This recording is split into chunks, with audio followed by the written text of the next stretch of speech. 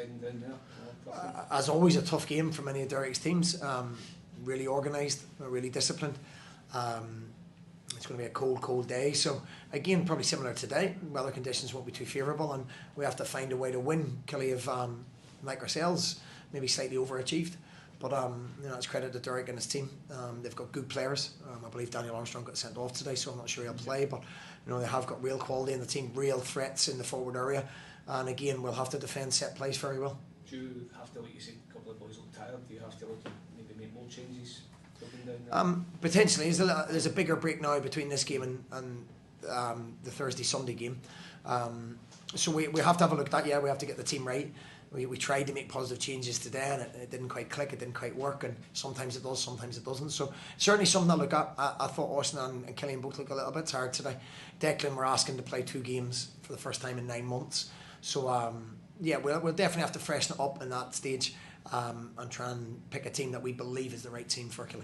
The youngsters really look good when they came on. It's nice to have the options. It kind of gives everyone a boost around the whole place, doesn't it? Yeah, and they get the crowd behind them as well. Even when they make mistakes, they don't get quite as much criticism as everybody else. So it's good. And I don't put people on as token gestures. We put them on because Callum gives us a real threat going forward. Evans a goal scorer. You see when he turned on the turn and just shot wide. So both are adding something to the squad certainly. And it's important that they keep developing, and they're a big part of what we're doing. You should have Scott Tanser back for Killie. Conor McMenamin? He's still a doubt. He's not trained for almost 2 weeks now. But it'd be good to have him back, because that's the kind of game where you need a Conor McMenamin. You need him. Roland was really our only player on the pitch that was going to go past somebody or really create something. And we changed that to go with 2 strikers and put more balls in the box, and it didn't work, so that's my fault. But Conor gives us another option like that, which we don't know. They're few and far between at our level. Is it his back? No, it's his calf. It's his calf. Yeah, his calf. When we next see you, the transfer window will be open. Do you know how many players you'd like to bring in? I think it's a balance between having too many and bringing the right players in. We're actively speaking to 2 or 3 players at this moment in time. So I don't think we'll bring more than 3 in.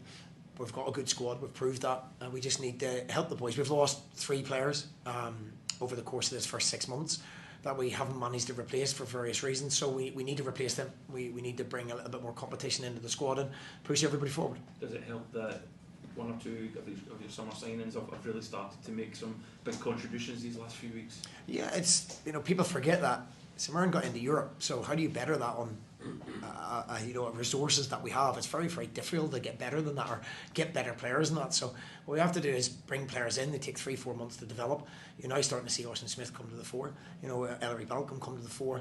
You've got players that are starting to look the part. Killian Phillips has hit the ground running. Some do, some don't. So see Declan's come in, been out a long time. He's a very good footballer, and we'll get better with time. But we know our signings strengthened the squad. We weren't sure that strengthened the starting 11 because we sometimes don't have the ability or finances to do that.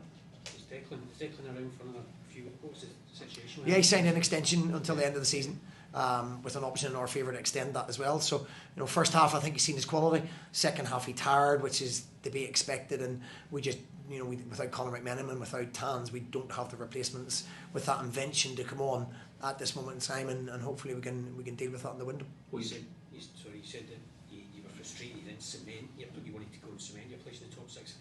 I guess a win against Kilmarnock, against a rival, you would think might be up there as well. Could be a big result for you. Yeah, it is. We targeted these 2 games. These games are more important than Rangers and Celtic. Nobody judges us off that. They're bonus games. But we're judged off these 2 games, and today we shouldn't have lost. It was that's the frustrating bit. But Killie's a big game for us now as well. A much bigger game than the Rangers game. It's easy to get ups for. These are the games that you have to win if you're going to be a top 6 side. Will you try and keep Charles to the end of the season? Charles' contract's up on I believe it's early January. He's still not fully fit, so there's something we need to speak about, and we'll make a judgment call when we know his fitness levels. Okay, cheers, man.